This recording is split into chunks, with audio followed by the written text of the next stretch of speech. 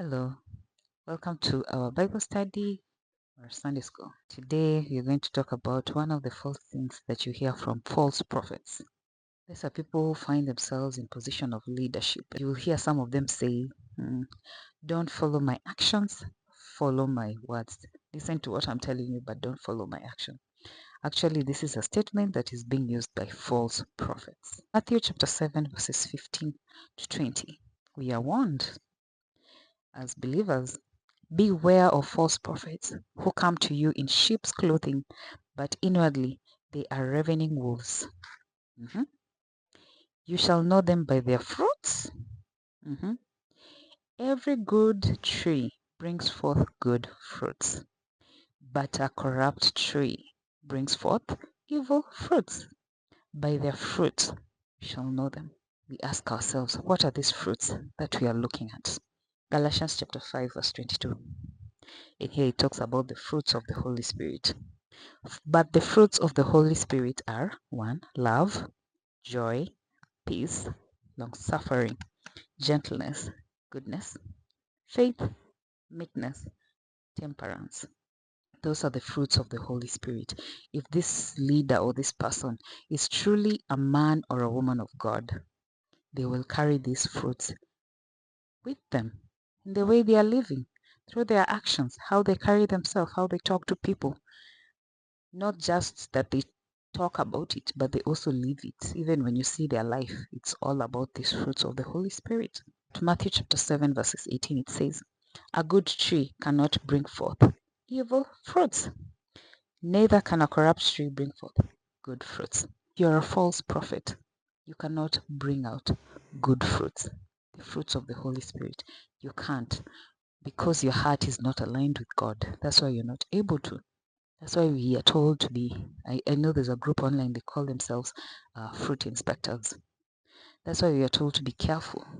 You know, there are so many prophets have gone out in the world, and some of them are not prophets of God. What you say should be what you live. Don't quench water and drink wine. Now, this responsibility comes to you down as a believer. Romans chapter 1 verses 18 says, the wrath of God is revealed from heaven against all unrighteousness and ungodliness of men.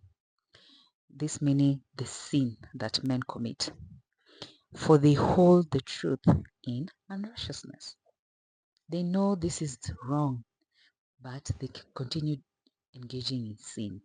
That's why the wrath of God will come upon them, especially leaders who have people who look up to them. We are warned in Romans chapter 1 verses 32.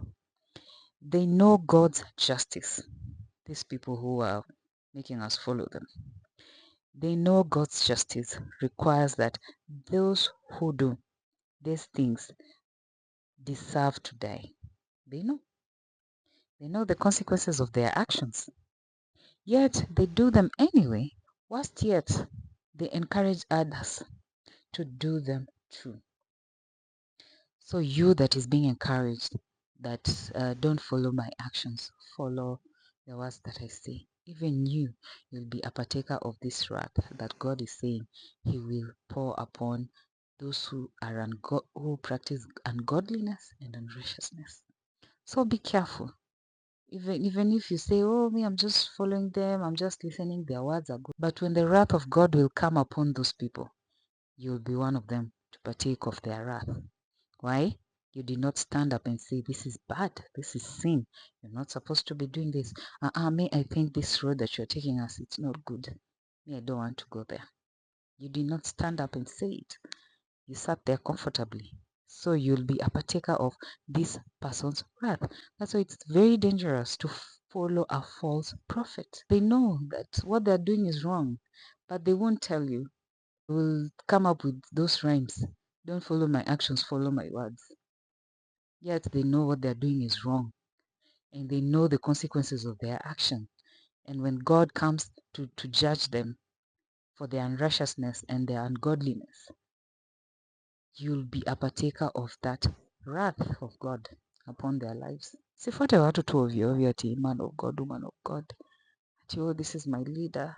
You as a leader, together with the people who are following you, cheering you on, you will share the same wrath. that comes upon the leader. Be careful who you follow. There is a rule in the rule book. The rule book is the Bible. In the book of Psalms, chapter 1, verse 1 to 3. And it says, "Blessed is the man that walk not in the counsel of the ungodly, nor stand in the way of the sinners, nor sit in the seat of the scornful." This is a law from God if you don't engage in what this false prophet is saying. But instead, what does this person do? His delight is in the law of the Lord, and his law does he meditate on it day and night. That's what this person who is not following the false prophet, that's what he's doing. Delighting in the laws of God and meditating upon the laws of God day and night. This blessed person. And what are the benefits of not following these false prophets? It says that you'll be like a tree planted by the rivers of the water, that bring forth fruits in its season. Wow. His leaf also shall not wither, and whatsoever he does shall prosper. Just because you decided not to partake in the wrath of false prophets or false teachers or people who do one thing, who say one thing and do another, but you delight in the laws of God and you meditate upon them day and night, all these benefits will come to you. You'll be like a tree planted on the river banks. You'll bring forth fruits at your time. Your leaves will not wither, and everything that you do, everything that you set your hands on will prosper, because nothing is limiting you. You are not sharing the wrath with the false prophets. Even if you find yourself in such kind of environment, you are ready and prepared to shut it down and say, this is not of God, it's not in the Bible.